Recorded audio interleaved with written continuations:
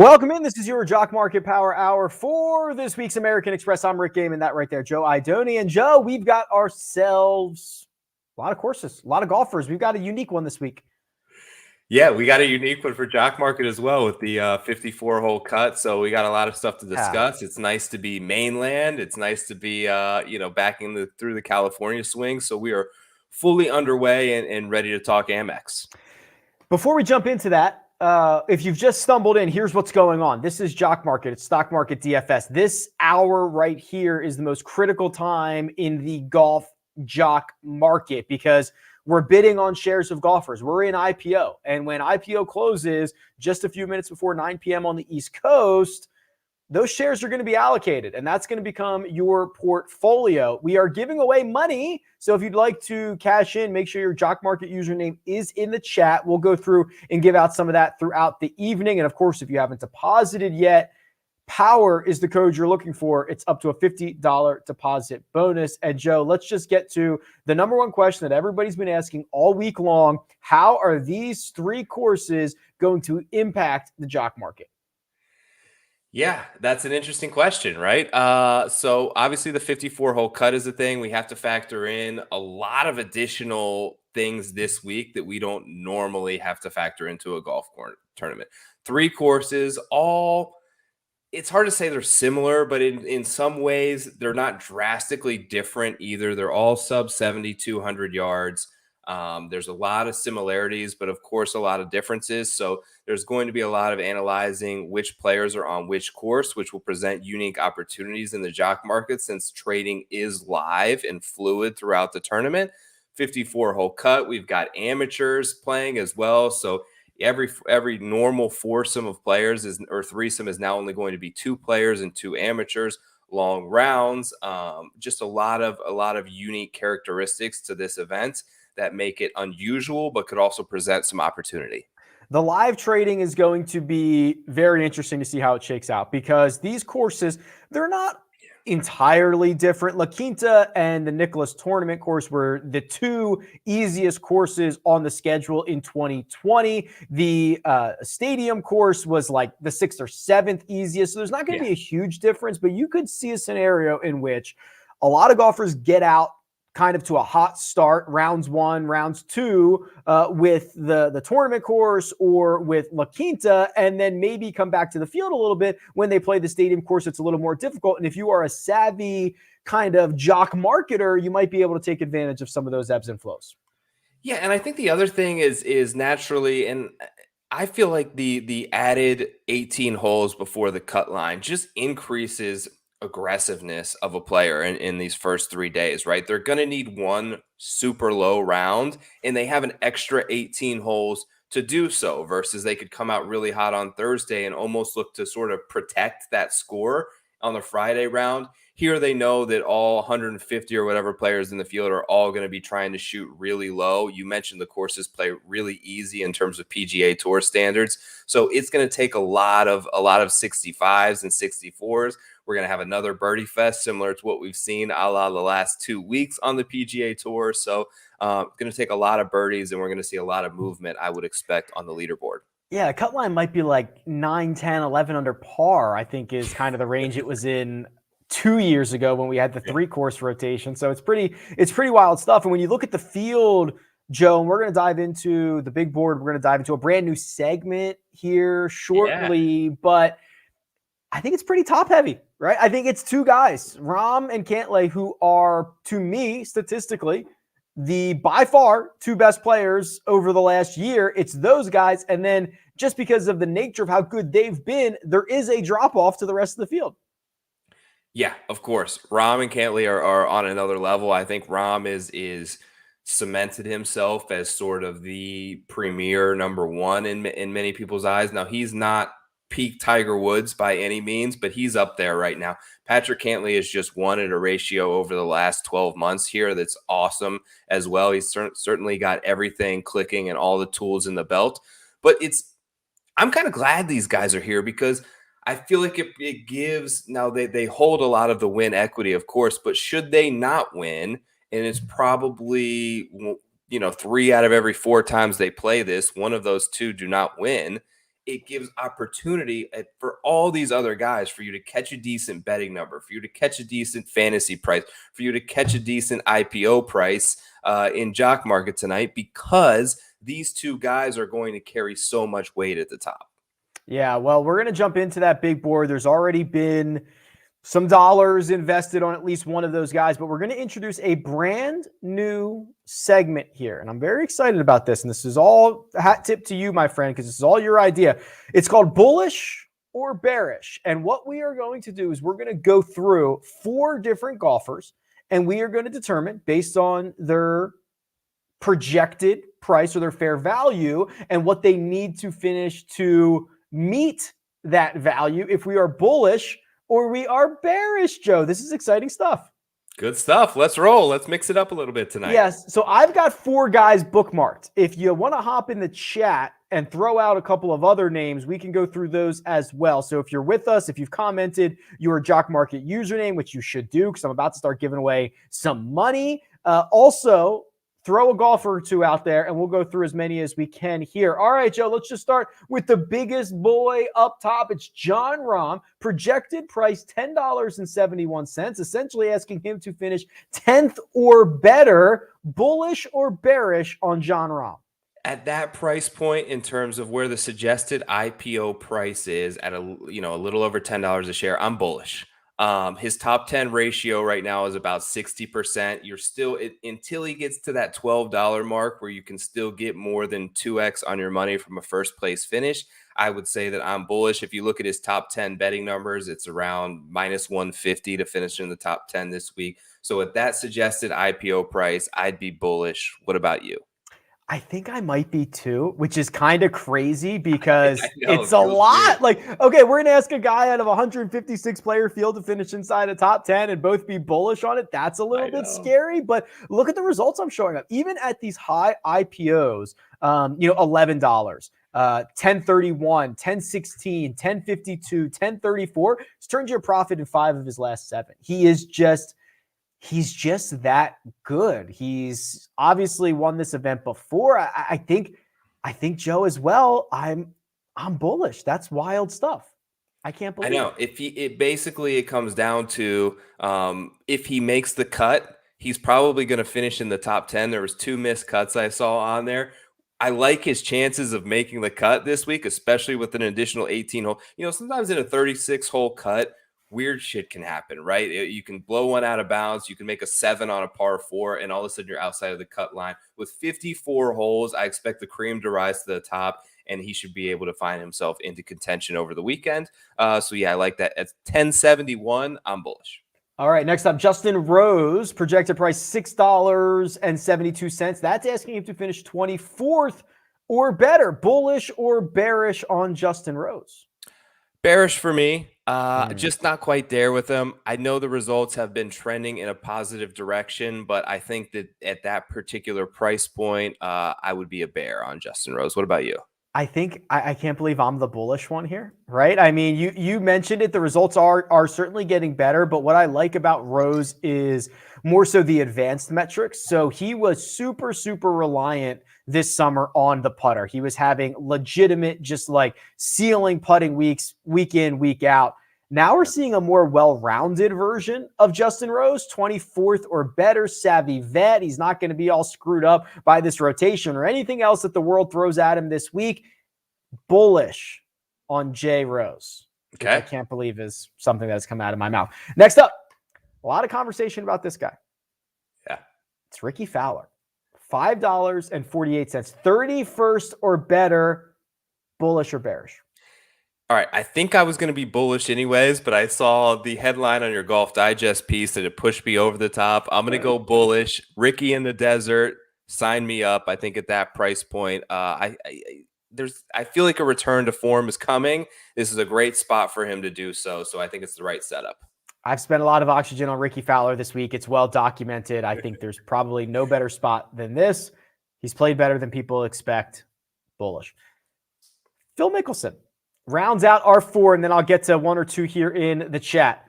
Phil Mickelson, $4.99 projected price. That's a break even of 34th or better, Joe. Bullish or bearish on our PGA champion? Bearish for me. Miscut incoming, I feel like, for Phil. I'm surprised, I'm shocked actually that this is a course and a setup that he won at. But we know he tends to pop in certain spots like we saw at the PGA Championship. I'm just not there with Phil. I'm going to be bearish on him. I will agree with that sentiment. I'm not a particularly Phil guy. The metrics don't back it up. The results don't back it up. He will not be getting $4.99 per share from me. A couple from the chat here. Clark Ainsley throws out Denny McCarthy. So I whipped up just a very quick 561 is his fair value, which is asking Denny to finish 30th or better, Joe. Bullish or bearish on Denny? Oh, I don't like to say this because Denny's kind of my guy, but I'm bearish. I feel like that price point's too high. I always like Denny a lot, but you look at all the miscuts in there. Granted, he's on a decent little stretch here lately, kind of faded down the stretch at the Sony, but I'm going to look for a little bit of a regression with Denny, and I think that 30th or better is just a little too much to ask on my end. I tend to agree with you on that one. And finally, we'll wrap this up with Will Zalatoris. Fair value $6.03 from Sheerdog. 28th or better on Willie Z, Joe. Okay, that I like. 28th or better. Like, if we're going to say that Denny is 30th or better, I like my chances at Willie Z finishing 28th or better. I think that he'll probably clear that price point, but some solid betting numbers around. Look, he hasn't won a whole lot, but it seems like he's made a ton of cuts, made a ton of progress on the PGA Tour. Many are expecting a breakout season for him, so I'm going to be bullish on that price at 28th or better for Mr. Zalatoris. I am with you. I think Zalatoris might be the guy who wins everybody all the money in a lot of fantasy formats this week. He's just been flying under the radar. Nobody seems to really care about the guy. But what you mentioned is important. He is not a prolific winner. Like, even on the Corn Ferry, when he was dominating the Corn Ferry, he was not hoisting a lot of trophies. But here we sit in a format that does not require you to win, Joe. It just requires you to outpace your expectation and your price, which I feel like is the perfect way to deploy Willie Z. Listen, as a man who held a lot of shares of Russell Henley and Seamus Power, who finished second and third last week in the jock market, I can testify to that statement. They don't always need to win. And even if he finishes second in heartbreaking fashion, he still return you a solid profit and not leave you scorned. There you go. All right, two big things coming up. But before I get to those, that was bullish or bearish. If you like that, let us know. We can continue doing that moving forward. That was pretty fun. I'm going to start giving away a little bit of cash here. So let me get us off to a good start. Triple M. You're in. 20 jock bucks coming your way in the next 1 to 900 business days. Congratulations. If you want to be like Triple M and get yourself some jock bucks, go ahead and make sure your jock market username is in the chat right now. I've got more to give away. I'm going to reveal the big board, but it is not lost on Austin Blasky in the chat, Joe, that you were appearing on what we would describe as the first page of the leaderboard. Your name's certainly high in the jock market last week. So I finished third. I had what I thought was a great week, but I unfortunately was not able to beat my friend here, Austin, who finished first, and my brother. That's why he knows you were up there, because and my brother who edged me out in second place. So I got a ton of texts. Third place wasn't quite good enough to win any bragging rights in the Idoni family. That's like the worst two people that you know to lose to. I know. Yeah. Right. Also, can we divulge who your brother had shares of? Are we cool to do that? Oh yes. So my brother had like all the Hao Tong Lee shares. I texted like every single one. Like I don't think it was quite every single one, but yes, he had almost all the shares of Hao Tong Lee. He was asking me if he should hold or fold, and Hao Tong had him quite a week, man. That was quite a good call. He got him in the $1 range last week and had quite a nice little return and an impressive new look for Hao Tong as well. Yeah. So we'll see if we get any guys that are $1.70 this week who can come in the top 10. Yeah, you texted me all the Hao Tong shares on like Friday afternoon or whatever when he was like one off the lead, and I was like, "Oh my god, this is gonna be the biggest single return, like single trade ever, best single trade ever." Right. Good stuff. All right. Time for the big board here. And I don't think it's much of a surprise that John Rahm sits atop the Jock Market, Joe. He is already $9.53. We put an expected price on him at 1071. Can I go out on a limb and say John Rahm shatters all records in the Jock Market this week? I wondered that. Chad and I talked a little bit about this last night. I don't think he'll quite get there just because I think that the strategy has kind of evolved to the point where people aren't bidding as high on the top player anymore. Like we saw, I think last year at the Waste Management, he was in the high 12s, if I can remember. Yeah, 1251. Yes, that's the record. He could clear that. I don't like going above 12 because I feel like you limit yourself to only 2x on your money. But man, the sentiment around this guy right now is he's just head and shoulders above everyone. He's better than 153 other players playing this week. So we'll see where he lands. Interesting, like it's unique for me because I put in these shares at the very end, but I think a lot more people are finding it advantageous in terms of strategy to just put in like a bid early on. And I think that's why we see guys like Rahm that you're comfortable paying. And if it clears it, you get no shares. If you hit it, you get your shares. But at least it allows you to avoid some of the chaos in the last couple of minutes and really kind of make sound decisions across the board. So we'll see how that kind of changes over the coming weeks. Yeah, sometimes that early, jump out bid can kind of freeze people and they don't know really what to do with it that early in the evening. So the rest of the board still shaping up, obviously, because Adam Hadwin is $5 a share. Obviously, the great course history, but I imagine he is not going to end the week as the second most expensive golfer. So let's flip over to the projected ranks here. And I see, actually, listen, we've been critical of Jock Market for their bad ranks in the past. This is not bad. They're getting it. It's getting better. Cantlay, Scheffler, Sungjae, Gooch, Finau, Reed, Connors. Like, listen, I could beef with a couple of these, but that is significantly better than what we've seen in the past. Yeah, things have improved here. It's starting to look a lot closer to what you would see on a betting board.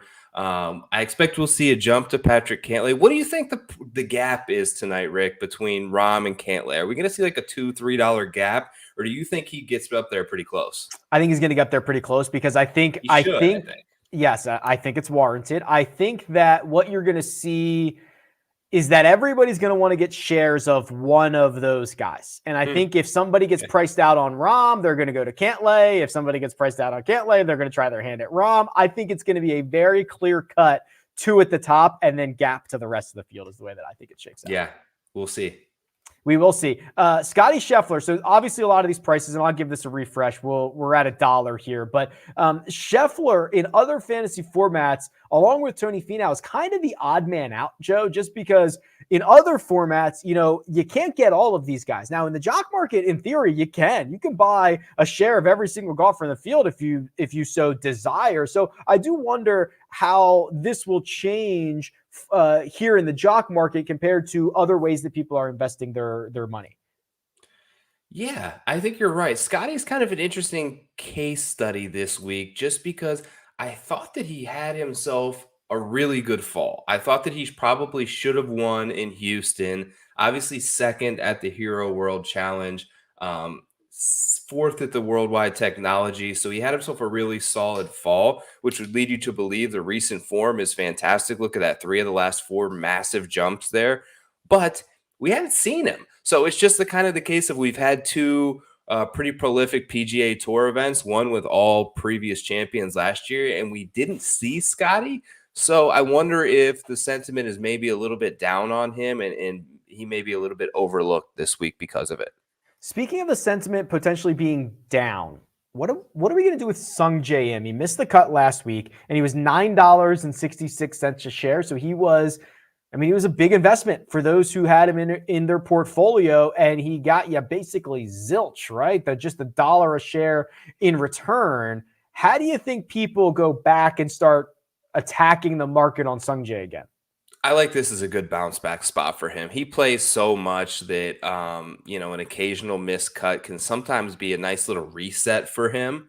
He was playing really well before that, has a great track record here as well at the Amex. Obviously won that event at the Shriners, which I think can draw some comparisons to the courses this week with sort of the desert shorter course kind of feel, which I don't think is all too far off. Obviously won at the Honda, which is a Nicholas course, which they'll play the last couple of days at. So we'll see. I'm very bullish on Sung Jae this week. I hope to get him at a fair price, but we'll kind of see how that shakes out. All right. Well, the market is already shaping up a little bit here, and it is a clear 1-2. John Rahm, 953. Patrick Cantlay now up to 888, Joe. So that is essentially asking him to finish 15th or better. We talked about those two going to be 1-2 almost certainly, and it's already shaping up that way. But I notice a lot of, I don't want to call them flavors of the week, but like a lot of love for Michael Thompson. He's already up to $4.44, almost unrecognizable with this clean shaven face here that I have on our tool. Seamus Power, $4 a share, had himself another great week last week. Luke List, Lucas Glover, Adam Svensson, Hayden Buckley. I mean, this is like everyone's favorite scrub golfer. Not that they're all scrubs, but like getting out to an early start here in the jock market. Yes, Svensson up there as well, who I love. How about our guy Seamus Power, though? I actually see him now, as I just refreshed, at third in pricing, up to 625. I had him last week. I thought that he looked great. I felt like he was on, Hideki and Russell for the front nine. Shot really great scores on Sunday, both of them, even with sort of the collapse. I thought that Power could kind of make a run there. Just felt like he couldn't really make any putts, but his ball striking was fantastic all week. I think he has a solid short game. I mean, he's got 1, 2, 3, 4, 5 top 15s in his past 6 starts. So let's see what 15th is going to pay out here. What do you need to finish 15th? You need let's see, 15th is $8.75. Right. And he's at $6.25 right now. So we'll see how close he gets to that. I like his chances again. He's just in a groove, man. Yeah, I mean, he's made you money in 14 of 21 cash markets. Average ROI, 47% ROI. He reminds me a lot of Max Homa. Not in like skill set, but Max Homa got a little bit better every year for like 4 years, and now he's like a top 25 player. Seamus Power is on a very similar trajectory, right? We've seen a lot of Seamus Power in his career, and like the last 4 years, it's like a little bit better, pretty big leap, little bit better. Like he might be a problem. He might be a problem. I know, man. The importance of confidence in golf, it can't be understated because these guys are all so talented. But when you feel like you really belong and you can go out there and win any tournament, it's a difference maker. And I think that he feels it. Look, showing up to the Century and finishing 15th, walking the fairways with probably the 30 or 40 best players in the world and still finishing in the top half has to give a guy like him confidence of going toe to toe with these, more well-known names. So I think he's right there. The confidence is at an all-time high, and he's just going to keep playing and keep riding the form. Absolutely love it. So the market's shaping up very, very quickly here because remember, we're about 20 minutes or so away from this IPO closing. So this is going to heat up. It's going to be a frenzy towards the end. I'll give away a little bit more money here shortly, but make sure your Jock Market username is in the chat right now. Siwoo Kim, our defending champion, $4.67, Joe. I can never get this guy right. So I'd love your opinion on him. And I'd love your opinion on Matthew Wolff, who's currently $3.39. And he's the 9th pre-ranked golfer, which means there's only 8 guys in this field that if they happen to tie with Matthew Wolff are going to get the nod over him. So those two, I think, are serious boom or bust options.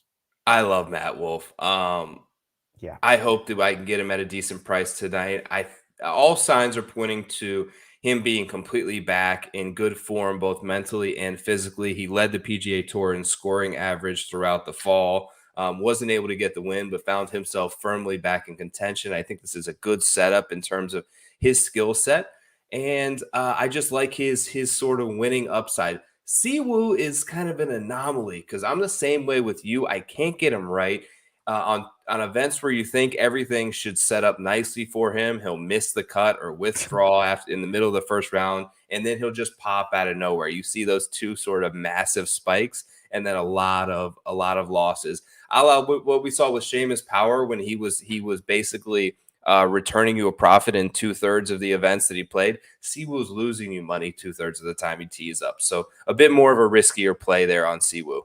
Only Siwoo could have a win, a couple of other like top 3 or 4s, and be like a break-even player in his history. Yeah. Like, it's so sick. He's so sick. I love it. I'm going to give the big board a refresh here, but I'm also going to give away some cash. So the next $20 goes to Random Finds. Congratulations, you are on the board. Usually takes us a day or two to get that money credited into your account, so bear with us. If you want to be like Random Finds and randomly find $20 in your Jock Market account, make sure your Jock Market username is in the chat. If you haven't deposited yet, there's only one code to use. It's POWER. It's up to a $50 deposit bonus. It's by far the best code available to you. I've just refreshed the board, Joe, and little bit of a jump here for one of our bullish or bearish golfers. Ricky Fowler up to $4.44. We've spent a lot of time on him, so I want to continue down the board here because I see a top 10 player at 333, below Lucas Glover, below Andrew Putnam, priced similarly to Russell Knox. It's Corey Connors, and there is just the strangest sentiment on Connors on a weekly basis. What is the sentiment on him this week? You read my mind. I had him pulled up right over here to bring up next. I like Corey Connors a lot this week. I think that he was kind of getting himself back into a groove after obviously not playing in the Tournament of Champions. Got a little bit better, I thought, each day last week. Capped it off with a Sunday 64 to bring himself up to like 11th place. You see that he's turning you a profit in the majority of the time that he tees it up. His average ROI is just about as solid as anybody who goes. You know, his average IPO price is $6.13. So once you start to get up into that range, it's hard to get these significant returns. He's doing it consistently without really winning, without really finishing second. So he's just been able to be very steady for you. I think that a lot of signs point to probably another top 15 this week for him. Yeah, I want to look at some other of these top 10 golfers because there has not been a lick of movement, and I can refresh this in a second, on Scotty Scheffler, $1.02, Tony Finau, $1, Patrick Reed, $1. I imagine they are not going to finish the Jock Market at $1 a share. How do you think these three guys shape up against one another this evening? I think Finau ends up edging them out. I don't know where Finau's kind of a little bit of an unknown this week. I know last year, was he in the final group with Siwoo? I didn't think he was in the final group, but do not quote me on that. Okay, I know that he was up there with Siwoo and put one in the water late. Obviously, Cantlay made that ridiculous charge with a 61, but I know that he was not in the final group. He kind of posted that early. He did. But it'll kind of be interesting to see where they shape out, right? I see Scheffler's getting a little bit of a jump. What about Patrick Reed? Like the stats would lead you to believe he's just in an awful stretch right here, but weird shit goes down with Patrick Reed, and he sometimes just finds a groove, a la like he did at Torrey last year. So you're absolutely correct. The final group, Siwoo Kim, Tony Finau, Max Homa. So absolutely correct. Good memory there. Here's Patrick Reed's Jock Market results. If you care about this, I mean, it's boom or bust, right? I mean, that's kind of what you've been getting, more bust than boom as of late. But like, I don't know. Some people just can't quit this guy. I generally just like don't ever invest in him. And like, it's, I don't know. Seems to work. Bit of a high pre-rank for him this week. That's a little outside of probably, I probably put him below Connors, Wolf, Henley, Bezenu. Bezenu's another weird one that has been playing really solid, but I don't know that the sentiment always quite gets there on him. Maybe it's some of, coming over from sort of the European tour. People are a little bit less familiar with him. But I think that he's a really solid player, and usually you can get him for a pretty fair price. All right, let's talk about some guys with fair prices. Let's go sub $3. Find ourselves some value. I'm going to open up this whole range to you, Joe. I mean, Taylor Gooch is still here, $2.22. He's not going to end there. But you've got Sahith, Dylan Wu, Grayson Sigg, Doug Gim, Hudson Swafford's won this event. Are any of the names in this range enticing? Yeah, I think Hudson Swafford had a really good fall. Another guy that I have a little bit of interest in, and I kind of have favorited, is Matt Neesmith. So he is the type of player that has a distinct course fit and needs to be set up on a shorter golf course. He's not very good with his long irons, but if he can get some wedges in his hands, he tends to play well. You see a decent finish there at the Shriners, which is a good sign. His best finish last year was at the Waste Management, which was also sort of a desert style golf course. So I think that there is a particular setup where he plays pretty well and you can catch a little bit of value on a guy like Neesmith. Okay, we are at 8:46 p.m. on the East Coast, so we are about 10, 11, 12 minutes away from this IPO closing. It's going to heat up here in just a second, but I want to continue on this value discussion, Joe, because I think these prices are going to change. You mentioned Christian Bezuidenhout, $1.81 at the moment. That's gonna change. Yes. Tom Hoagie, $1.66. That's someone that, okay, the rare talent of actually being able to pop is what Hoagie has. There are some guys who, when they have a good week, it's T32. That's the ceiling. Hoagie's like, nah, like when I peak, you're going to get a top 5 or a top 10 from me. And that's very valuable. And not a lot of guys have that upside. I love that. You know who's another guy right down there who I think is a very much in that same mold of top 5 upside or bust? Who's that? Sebastian Munoz. Oh, yeah, dude. He can Yeah. really pop, and this guy gets like Look at throws this. out scorching low rounds, and You're then gonna he just love kind of this. can hold on for dear life. But look at two of the last 3 were both top 5 performances, and then a slew of missed cuts in there. So if you're, I mean, it's not all that bad if you're looking in the $1-2 range to just find guys and you're hoping for a max spike week out of them. You see that he has a ton of losses in his portfolio. It's hard for me to read a little bit, but it looks like 24 losses and 12 wins. But you see definite big spikes there where he's actually somehow returning you plus 15% ROI despite losing 2 out of every 3 times. Which is 2 out of every 3, but a positive overall golfer because of these skyscrapers that he's able to put together at times. It's really impressive stuff. So yeah, that is and maybe that's personal preference, Joe. You know, I want guys like this. Is there a case to be made for the T32 guy? Is that an argument to be made at some point? There is. There's so many different ways to sort of play this and different strategies. I think I'm a lot more willing to take chances down here in this $1-2 range, knowing that if they finish absolute dead last, you're still getting $1 back per share. There's just not much risk there, and there's a ton of potential reward. All right, the market's shaping up, as you can imagine, because we're 10 minutes out. Rahm, Cantlay, 2 golfers over $9 a piece. Corey Connors up to $656, so that's basically a $2.50 gap between Cantlay and Connors. We did see a big jump from Scotty Scheffler. He's now $5 a share. Taylor Gooch basically quadrupled in price. He's $444. So this is shaping up, Joe. As you start to see these prices roll in, are we still expecting Rahm, Cantlay, Gap, somebody else? Who's that third guy? That's the question. I was wondering what you were going to think there.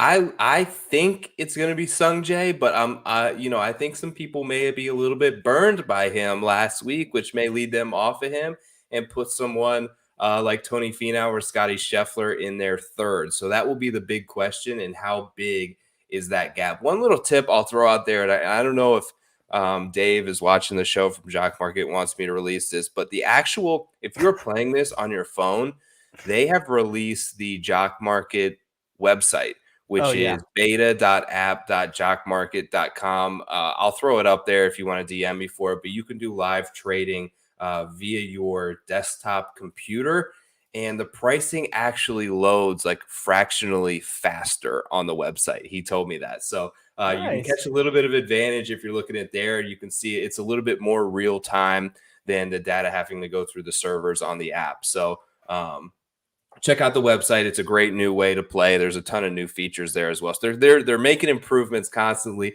They're listening to feedback, and it's exciting to see. It's always good when a sentence starts with, I don't know if I'm supposed to disclose this, but let me disclose this. Those are my favorite I'm an open favorite book, situations. man. Everyone's in it with me. I don't hide any picks. We're all in this together. I love it. I love it. Okay. Here's what I'm going to do. I'm going to give away a little bit more money. This is the last one I'll give away before the frenzy that we're going to go through. So I'll give away 20 now, 20 after IPO closes, and then 20 at the end of the show. So the next $20 goes out to, let me just find his comment. Where are you? M Squared. Congratulations. You are on the board. $20 coming your way into your Jock Market account here in a day or two. Thank you very much for participating. If you too want $20 into your account, very simple to do. All you have to do is comment with your Jock Market username. That is literally it. Costs you nothing. Might as well hit the like button while you're there as well. All right, Joe. We are getting down to the final moments here. And I want to see how our top 10 is shaping up. We don't have any $1 a share guys anymore, as expected. The cheapest guy in the top 10 is the guy who was basically the best player in regulation last week. It was Russell Henley. Now, he failed to capture a victory, and you were a shareholder of Russ last week. Yeah. Will you be taking those profits and reinvesting in Russ this week? Oh, I don't know, man. It's a good fit for him again. You wonder about the scar tissue, right? Because holding a 5-stroke lead, making the turn, and melting. And Hideki came and got him. I don't want to say that he totally blew it, but failing to make an under par round on the back 9 and even a birdie twice on 18 has got to be painful for him. What did he do after the collapse at the Wyndham? Was that there? Where was that?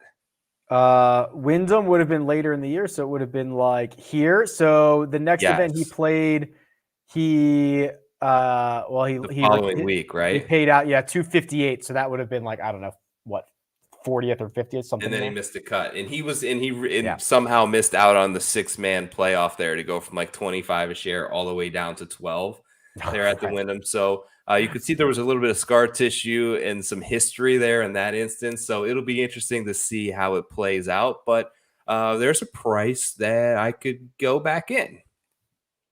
What is it? What is it, open book? What's that? What's the price, Mr. What's the price, Mr. Open Book? Let me give you my price here on Russell.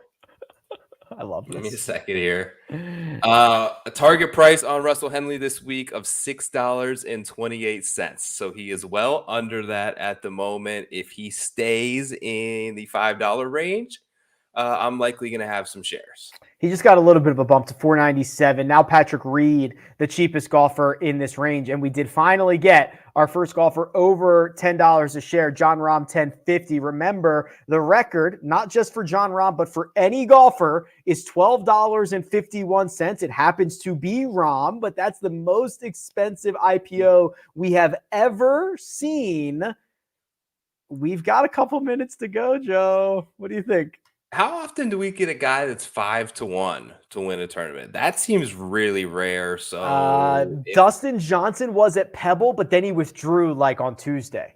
Got it. So it's been a long time. It's been a full calendar year since we've had anyone go off at an odds price this low. Yeah, I'd say I don't know. You think he gets there? Yes. I'm going to say yes. We'll see how it shakes out. We got about 5 minutes left. Yeah, I got to get you out of here. So here's what we normally do. Joe goes and he does all of his bidding. He tries to steal shares from you. You hopefully steal shares from him. And then when the dust settles, we come back and see what his portfolio was. So we are just a few minutes out here, Joe. Sorry, I cut down on how much time you had. Hopefully you're able to create a pretty good portfolio, my friend. We'll see what I can make happen. I'll see you in a couple minutes. All right, brother. All right, so here we go. I'll take you the rest of the way here. And it's 8:54 Eastern time by my clock. So in about 3 minutes, we're going to enter a window. And it's a 90-second window in which the IPO can close at any moment. That's how they randomize this so that it's fair and all that good stuff. And with 3 minutes plus to go, Jon Rahm at 10.52, as discussed. Patrick Cantlay on the verge of getting to $10. Now, Patrick Cantlay, he might also get a career high this evening. Let's see what the most expensive for Patrick Cantlay has ever been. Again, this data is available on my website, RickRunGood.com. He was $12 a share at that AT&T Pebble Beach Pro-Am in February. That was $2 more expensive than he was at this event last year. So we are about to see Patrick Cantlay become more expensive than his most expensive price at this event, at least. That's probably moments away. It probably already happened. I'll refresh in a second. Scotty Scheffler, $2 cheaper than the big boys. $788 with Sung Jae Im, Corey Connors, Tony Finau, Matthew Wolff, rounding out the next handful of golfers. Let me give this a refresh because, as we know, this is the time of evening that these bids are coming in hot. They're coming in heavy, and these prices are changing nearly constantly. And another jump for Jon Rahm. Jon Rahm now up to $10.69. Patrick Cantlay, $9.99. So he hasn't gone through that $10 mark just yet. And Scotty Scheffler has closed the gap just a little bit. Seamus Power jumped out to a very early start in this jock market. He's starting to settle in now, $6.66. If you don't know what that means, 666 is essentially asking Seamus Power to finish 24th or better. Well, he's done that in 3 in a row. He's done it in 6 of his last 7. So at that price, seems like a pretty good bet that he might be able to pull it off again. A little bit of love coming in for Taylor Gooch, $6.32 a share at the moment. He's your 5th pre-ranked golfer. If you don't know what that means, it means that's how we break ties here in the jock market in the world of golf, because that's the best way to do it. So if you are tied, it goes to your pre-rank. And if you have a better pre-rank, you get the higher share. I'm going to give this a refresh. And we have not seen much movement on the board. Oh, actually, I lied. Patrick Reed, a little bit of a climb here. So if we go back to our top 10 golfers, Reed now $5.99 a share. He's now more expensive again than Russell Henley, meaning Russell Henley at $5 a share is your cheapest top 10 golfer. He is actually cheaper than guys in 11th, 13th, 14th, 15th, 16th. It's pretty significant. So there is not too much of a positive sentiment on old Russell Henley, despite the fact that he gained about 1 million strokes on the field last week, got himself into a playoff, and got Hideki'd. We are now in that 90-second window. This is the moment in which the IPO phase can close at any moment. So sometimes we get late closes and it goes for 90 seconds. Sometimes we get quick ones and it goes for 20 seconds. Joe is going to give me a heads up when it is actually closed, but I'm going to give this a refresh. And while Patrick Cantlay still hangs at $9.99, Jon Rahm continues to extend, $10.88, and now Scotty Scheffler solidifying himself as the number 3 golfer in this jock market. He's $8.50. It's nearly a full $1 more than Tony Finau, the 4th most expensive golfer. So a very clear 1, a very clear 2, and a very clear 3 in this market. Let's go back to our top 10 golfers. Russell Henley gets about a 61-cent boost. Patrick Reed gets through the $6 mark. He's now trying to chase down Taylor Gooch. I'm going to try to sneak in one more refresh here, because as of right now, $8.58, we are still live. I'm going to try to sneak this in. We've got to see Cantlay get over 10. Oh, there it is. I knew it was just a matter of time. Patrick Cantlay now $9.77. Nope. I switched up my columns. My bad. Now $10.22. Jon Rahm, $11.33. Matthew Wolff jumping up to the 4th most expensive golfer. He has passed Tony Finau. He has passed Corey Connors. I got to give this a refresh. Not only are my columns all screwed up here, but I think we are going to get a lot of movement here in the last couple of seconds. We got to be really close. 8:59. We got to be like seconds away, Joe. We got to be.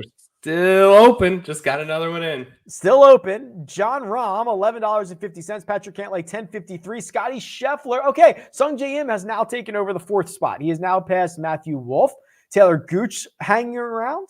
Still no love for Russell Henley. Our defending champion, Siwoo Kim, is $5 a share, and we're closed. Shut it down. Shut it down. Shut it down. All right. We're going to let the dust settle here. Late, Joe.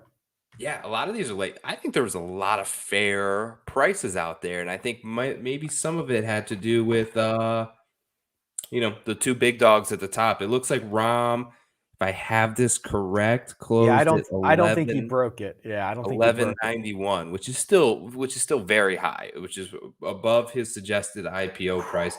Patrick Cantlay got to the 1054 mark, so those two guys sort of set the standard. All right, so here's what needs to happen. I need a second to make sure my board is refreshed. We're going to get Joe's portfolio. I'm going to give away some more money. So 2 tasks for those watching. Let us know who you got.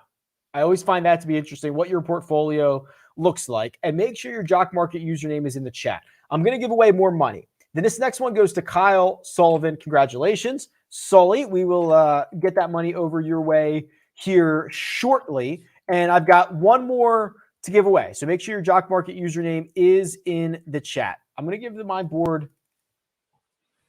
A lot of new people in the chat. Love to see that. Welcome, guys. I appreciate you stopping by. Glad we could help you out with a couple little 20 spot there. Yeah, there you go. Okay, Joe, I think I am ready. Actually, by the way, you had Henley last week. You had Power last week. Yeah, baby. Let's go. I had some good ones. I am ready for your portfolio, please, whenever you are. Well, I got a lot of guys, so I hope you can maybe make it a little bit smaller font here. We'll see how many characters I have. I got a lot at the top, which were all under my projected price, so I bought them all. Sung JM, that'll save you some characters. Yes, Tony Finau. I got a lot of shares of these next two guys, which are my 2 heaviest pieces. Taylor Gooch, who I had as the 6th ranked pre-rank. My target price was $8.16. I got him for $7.55. And Abe Answer was cheap, man. Yeah. I had a price of $8.09 on Abe Answer. I got 48 shares at $6.55. So that was $1.50 under my target. Awesome course history here. Great setup for Abe. We'll see if he can play well. Moving down, Will Zalatoris, Johnny Vegas, Russell Knox, Matthew Neesmith, who was kind of my penny stock that I was targeting, and then a couple of guys who had really good rounds last week but failed to put it together for 4 straight that I kind of took flyers on in the $2 mark.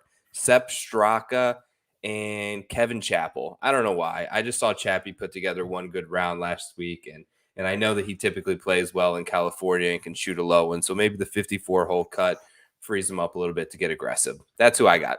Sung JM, Tony Finau, Taylor Gooch, Abraham Answer, Will Zalatoris, Johnny Vegas, Russell Knox, Matt Neesmith, Sepp Straka, Kevin Chappell. That might be your biggest portfolio in quite some time.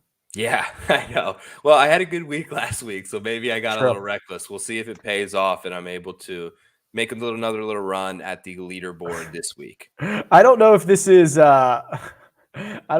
accurate, but Guy or Guy in the chat says I have 50 golfers this week. I guess it's possible. It's possible. Oh yeah, it's possible. I wonder how are you doing your bidding, Guy? Are you using your phone? Are you using the website? Are you using an API? Let us know, because that's a lot of movement down the stretch to keep track of. JG Funk says Fowler, Lonto, Harmon, Sabatini, Grayson, Sig, 5 solid guys. Okay, thanks JG Funk for sending that over. Okay, here we go. So let me reveal the final pricing. John Rahm, as you mentioned, $11.91. That is not the most expensive ever, but it is the 5th most expensive ever, and the 2nd most expensive for John Rahm. There's only been 4 occasions in which a golfer has gone over $12. So $11.91 is the 5th most expensive. So pretty historic evening, I would say. Yeah, he was definitely well up there. Patrick Cantlay as well with a big push there late. So those two guys set the bar, no doubt. Yeah, so Cantlay at 10, what was it, 1054? Yeah, 1054. Also his 2nd most expensive ever. Last year he was $10 at the American Express, and then this weird like $12 outlier. The $2 jump for him at Pebble Beach is the most expensive that he's. Yeah, look at that. Returned you a solid profit in both of those. In both of them, well, though. So that's not exactly bad. Right. Maybe he's a good little front runner to have. As we kind of snuffed out a little bit, it was Rahm at the top, Cantlay tier of his own, Scotty Scheffler tier of his own, 856, almost 75 cents or 70 cents or so ahead of Matthew Wolff there. Yeah, it looks like I'm not the only one out there who loves Matthew Wolf. I think people just really like the guy, but him being fourth is a little bit of a reach there, I would It's say, aggressive. especially above Sung Jae.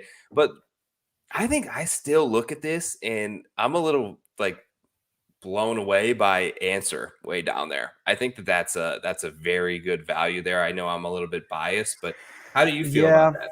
Yeah, I don't have a dog in the fight. Listen, it's the recent form hasn't been great, but Yeah. the history's awesome, and it's only just like two events that it hasn't been great.